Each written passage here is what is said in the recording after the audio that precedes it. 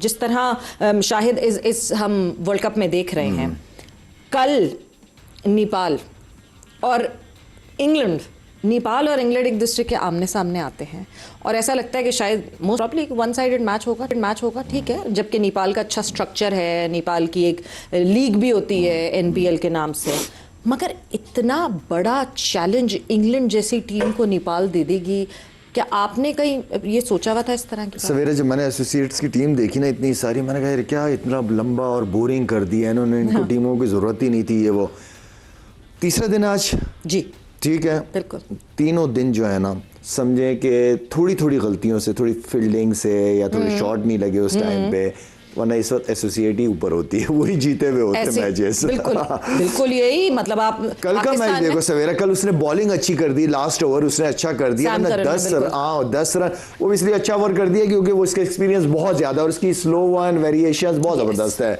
T20 के format में, तो वो उसने बचा दिया इंग्लैंड को। अदरवाइज तो मेरे ख्याल में ले गए थे नेपाल टीम। देखिए नेपाल काफी अरसे से खेल भी रही है, उनकी अपनी लीग भी होती है वहां पे, लेकिन ओवरऑल नेपाल या जितनी भी एसोसिएट्स टीम है, ऑनेस्टली बड़ा मजा आ रहा है मैचेस देखने में, मतलब कहीं बोरिंग नहीं हो रही कि यार क्या मैच हो रहा है, बंदा देखता है। तो इवेंट का, वर्ल्ड कप का जो स्टार्ट है वो बड़े ही अच्छे मैचेस से हुआ है और मैं उम्मीद करता हूं कि आगे भी इसी तरह की इंटरटेनमेंट चलती रहेगी और अच्छे अच्छे मैचेस होंगे ताकि लोग एंजॉय कर सकें। और मेरे ख्याल में काफ़ी लोगों के माइंड चेंज किए हैं जितनी भी एसोसिएट्स टीम थी, मज़ा आ रहा है देखने में। बिल्कुल, जिस तरह तौसीफ साहब बात हो रही है एसोसिएट टीम्स की और नेपाल की बात हो रही है, तो भुरतल से जब वो ओपन करते हैं तो जिस तरह भुरतल ने बैटिंग शुरू की थी, लग ऐसे रहा था बॉलर्स का भुरता निकाल देंगे वो। बिल्कुल एसोसिएट उससे पहले बिल्कुल ही हो रही थी, आपके लाख के साथ खेलें इंडिया के जाने तो नहीं था, उनके पास आप लाख खड़ी नहीं तो मजबूरी है तो किसी और के साथ थोड़ा लाख से बात करनी, तो ये बात करने लगे। थोड़ी सी आपकी ऑडियो में ना, आपकी कनेक्टिविटी में तौसीफ साहब मुझे मसला आ रहा है, मैं आपकी बात समझ नहीं पा रही हूँ कि आप जो है वो क्या कह रहे हैं। अगर हम ये कनेक्टिविटी का इशू ज़रा सॉल्व कर सकें, क्योंकि हम समझ नहीं पा रहे कि क्या हो रहा है। But coming back to Nepal हो गया, और जिस तरह आपने कहा कि नेदरलैंड्स हो गया शाहिद, जिस तरह यूएसए ने चैलेंज किया इंडिया को, ये सब जो एसोसिएट टीम्स हैं जिस तरह चैलेंज कर रहे हैं, जिस तरह बैकफुट पे रख रहे हैं फुल मेंबर्स को, क्या आपको लगता है कि आईसीसी, हम बार बार कहते हैं आईसीसी अपने रोल्स पूरे नहीं करते, आईसीसी को अपने रोल्स इस तरह पूरे करने चाहिए कि जो एसोसिएट टीम्स हैं इनको ठीक है प्रोटेक्शन तो दे रहे हैं, मगर प्रोटेक्शन के साथ साथ क्या ये कोई एफटीपीज आईसीसी के दो हाथ में नहीं होती, मगर अपने फुल मेंबर्स के साथ कहीं ना कहीं डिस्कशन तो कर सकते हैं कि पर ईयर 2 से 3 सीरीज ये फुल मेंबर्स के साथ खेलें, भले फुल मेंबर्स अपने जो है यंगस्टर्स टीम लिया है, बी टीम लिया है, कोई मसला नहीं है, मगर इनको क्रिकेट मिलनी चाहिए, क्रिकेट मिलनी चाहिए। अभी सवेरा अगर अमेरिका की बात करें, लास्ट टाइम हमें हराया उन्होंने, मेरे ख्याल में उसके बाद से मुश्किल से आई डोंट नो कि पता नहीं कितने मैचेस इस वर्ल्ड कप तक खेले होंगे फुल मेंबर्स के साथ। तो 2024 के बाद कोई मैच नहीं, तो आईसीसी के ऊपर डिपेंड करता है कि इनको जो जितनी एसोसिएट्स हैं एटलीस्ट इनको नीचे लेवल पे लाजमी क्रिकेट खिलाएं, आपस में खेलें, वो तो खेलते ही हैं, लेकिन साथ में इनकी कोई ना कोई सीरीज जो एक रूल बना दें, जैसे बेस्ट वर्ल्ड 3 टीम्स हैं, उनके साथ अगर नहीं भी है तो 4, 5, 6 के साथ हो मैचेस इनके, बिल्कुल ठीक है ना। तो वो क्या है कि जो हमारी फुल मेंबर्स की जो टीम है वो अपने नए प्लेयर्स को एज अ टीम बना के उनके साथ मैचेस हो सकते हैं, ठीक है ना, खिला सकते हैं, लेकिन ये आईसीसी को करना पड़ेगा। ये इतना अच्छा वर्ल्ड कप हुआ है और हो सकता है कि 2-3 साल बाद ये टीमें और जबरदस्त तरीके से किसी भी टीम को चैलेंज कर सके, तो आईसीसी को इनको एंगेज करके इनका कोई पूरा एसोसिएट टीम का कोई पूरा प्लान बनाना पड़ेगा इनको। और कोई ये भी मतलब देखे ना, ये एक मोटिवेशन प्रॉमिस हो सकता है कि हाँ जी इस वर्ल्ड कप में जो let's say top 3 associate teams जिन्होंने सबसे अच्छी परफॉर्मेंस दी, उनके साथ जो है फुल मेंबर्स की सीरीज सेट होगी, एफटीपी में आएगा, क्योंकि this was the first time कि नेपाल ने इंग्लैंड को फेस किया था। आज तक नेपाल ने कभी इंग्लैंड के खिलाफ खेला नहीं, अगर खेला हुआ होता थोड़ा सा उनको सैम करन का भी अंदाजा होता कि सैम करन कैसे बॉलिंग करता है, बिल्कुल वो ले गए थे मैच तो खत्म कर दिया था उन्होंने।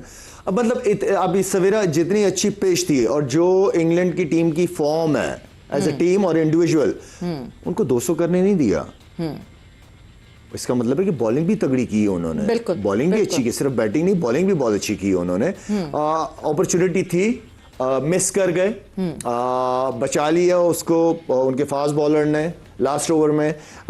मैं समझता हूं कि ये वो टीम में है, इनका पूरा जो ये वर्ल्ड कप हो रहा है इसमें जो एसोसिएट्स टीम अच्छा परफॉर्म कर रही है एज अ टीम और इंडिविजुअल परफॉर्मेंसेस, इन टीम के लिए आईसीसी को एक प्लान बनाना चाहिए कि जो फुल मेंबर्स टीम है उनके साथ कहां इनकी सीरीज होनी चाहिए, या उनके साथ जाहिर बात है, देखिए आप अच्छी टीम के खिलाफ जब खेलेंगे तो आपकी सोच, आपकी परफॉर्मेंस, इंडिविजुअल परफॉर्मेंसेस फिर आने वाले इवेंट्स के लिए बहुत अच्छी होगी, तो उससे कॉन्फिडेंस प्लेयर्स को बहुत ज्यादा मिलता है। अब किसी एक टीम, एसोसिएट टीम है, नेपाल की टीम है, अभी जिन प्लेयरों ने परफॉर्म किया अगेंस्ट इंग्लैंड, सारी जिंदगी इनको याद रहेगा, इनका कॉन्फिडेंस बढ़ जाएगा। अब ये दूसरी एसोसिएट टीम के साथ जब खेलेगी तो उस कॉन्फिडेंस के साथ जाएगी कि मैंने तो इंग्लैंड के खिलाफ रन किए हैं, मैंने इंडिया के खिलाफ परफॉर्मेंस दी है या पाकिस्तान के खिलाफ, वो उनका कॉन्फिडेंस लेवल एज इंडिविजुअल और एज अ टीम बढ़ेगा। तौसीफ साहब की तरफ मैं मूव ऑन करती हूँ। और तौसीफ साहब, एक चीज छोटी सी, जो एक छोटी सी ऑब्जर्वेशन कि ये हम जो मैचेस में ये जो बेल्स देखते हैं लेट्स से, और ये जो ग्लिटरिंग बेल्स होती हैं, जिंक बेल्स, एक ही कंपनी है पूरी वर्ल्ड में जिसने कॉन्ट्रैक्ट किया हुआ है और वही वो जिंक बेल्स देते हैं, और वो बहुत महंगी होती हैं। जब इनकी एसोसिएट के मैचेस होते हैं तो इनको छोटी छोटी चीजें, जिंक बेल तो एक एग्जाम्पल है, डीआरएस नहीं इनके पास अवेलेबल होता, इनके पास बहुत सारी फैसिलिटीज अवेलेबल नहीं होती। आपको लगता है कि आईसीसी को अब ये टाइम आ गया है कि थोड़ा सा जरा ये फैसिलिटेट करना चाहिए गेम को बढ़ाने के लिए और बेहतर करने के लिए? जी हाँ, बिल्कुल करना चाहिए। एसोसिएट टीम्स के बारे में बात हो रहा है, इसका मतलब है ये तो आप समझ लें कि ये लोग बड़ा काम कर रहे हैं अपने लिए, और आज नज़र आ गया और कल नज़र आ गया। अभी एसोसिएट टीम्स ही जो है इस वक्त उनकी वाह हो रही है, वरना इस टूर्नामेंट में अब तक तो कोई मज़ा आ ही नहीं रहा था कि इंग्लैंड के ख़िलाफ़ जिस तरह उन्होंने खेला है, तो वो एक वक्त को तो लगा कि आज जो है वो, जो मैं कल अपसेट की बात कर रहा था, सही अपसेट कल हो जाना था, तो वो जो है सारा सिलसिला बिल्कुल करना चाहिए। और वो जो आपने कि आज के मैच में आपको शायद अंदाज़ा नहीं कि एक जो सेकंड इनिंग में मेरे ख्याल इटली जो बैटिंग कर रही थी ना, तो उस वक्त लास्ट बॉल थी और जो है वेस्ट हाइट का क्लेम करना था उन्होंने, और वो प्लेयर बाहर चले गए और बाहर मीन के वापस जाने लगे। फिर उसके बाद अंपायर के पास उसने आके कहा कि जो है वेस्ट हाइट का, तो उसने कहा तुम मांगो तो उस इशारा करो, फिर उसने इशारा किया तो फिर वेस्ट हाइट का कहा। तो ये बहुत सी चीज़ें अभी इनकी नॉलेज में नहीं है इन लोगों की, तो मेरा ख्याल है कि ये चीज़ें और ये वो जो आपने बिल्कुल सही, जी हाँ बिल्कुल है, और मेरा ख्याल है इन चीज़ों को अवेयरनेस अब तो दो भाई। ये आप पाकिस्तान और इंडिया में ही लग गए हो और दूसरी टीमों में, आप इन एसोसिएट टीम्स को के लिए कुछ करो, तो ऐसा कर रहे होगे, आप पैसा दे रहे हो, सारा कुछ है, वो अपने तौर पे सारा कर रहे हैं, और इतनी ज़बरदस्त परफॉर्मेंस 2-3 टीमों की आ गई है। कल मैं अगर देखूं तो श्रीलंका भी, वो अगर रन्स ना बने तो श्रीलंका भी फंस गई थी एक जगह पे जाके, तो वो वहां पर भी हसरंगा अगर ना होते, जिस तरह हसरंगा ने कल परफॉर्म किया है, और हसरंगा ने जिस तरह श्रीलंका को उस मुसीबत से निकाला, वरना तो श्रीलंका भी फंस गई थी। you're 100% right. देखिए अभी आप इससे अंदाज़ा लगा लें कि ओपनर्स, मिडिल ऑर्डर, ये एसोसिएट टीम्स और दूसरी टीमें पावर प्ले को किस तरह यूज़ कर रही हैं। 50 से ऊपर ही बन रहे हैं अब तक, जितने आप देखें, शायद एक आध उसमें हुआ हो, लेकिन 50 प्लस जो है पावर प्ले।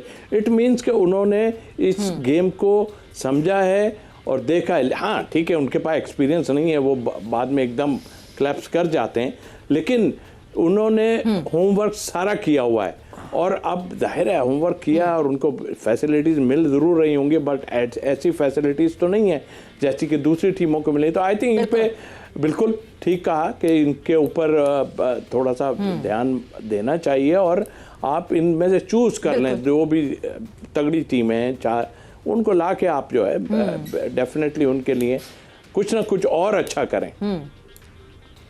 बिल्कुल, इस वर्ल्ड कप से अंदाजा हो जाएगा कि किस टीम पे आपने इन्वेस्ट करना है, किस टीम पे आपको पोटेंशियल दिख रहा है और आप कर सकते हैं, और ये बिल्कुल करना चाहिए।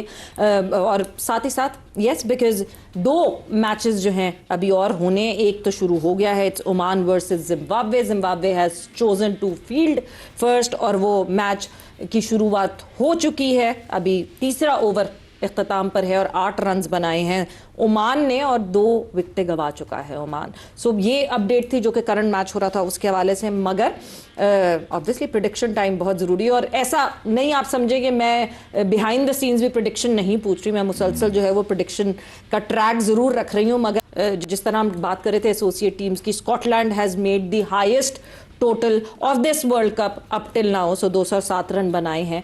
बट अब Oman, Zimbabwe, Canada, South Africa. Tauseef साहब आप बता दीजिए जल्दी से अपनी प्रेडिक्शन। एक तो साउथ अफ्रीका पे तो हम चले जाएंगे। ओमान और उसका जो मैच है ना, देखिए ओमान के प्लेयर जो है ना वो पाकिस्तानी प्लेयर काफ़ी हैं उसमें, और इस टाइप की क्रिकेट वो खेलते रहे। हाँ, जहाँ तक आपने पूछा, मैं चांस लूँगा जो है वो ओमान के ऊपर। ओमान के ऊपर चांस लेंगे? वैसे ओमान इज 12 for 2 जी। बिल्कुल। मैं जी साउथ अफ्रीका और जिम्बाब्वे। साउथ अफ्रीका और जिम्बाब्वे, ठीक है जी। साउथ अफ्रीका और Zimbabwe for Shahid, and Tausif साहब कहते हैं Oman and South Africa, thinking out of the box. But Zimbabwe और South Africa would be my team as well. So कल से जो है वो आपको हम एक अपडेटेड बताएंगे। हाँ, हक्का बक्का, कोई हक्का बक्का रह जाए ना, ऐसी चीज कोई बोलूं हक्का। तौसीफ भाई, आपके स्टेटमेंट के बाद लोग हक्के बक्के ही हो गए हैं। तौसीफ साहब हक्का बक्का रहने के लिए तो आप फिर जो 2 आउट हो चुके ओमान के। हक्का बक्का करवाने के लिए तो फिर तौसीफ साहब आप मार्स को चुने के मार्स जीतेगा तो फिर। बट विद दैट वक्त जोर का जोड़ का यहाँ खत्म हो गया है।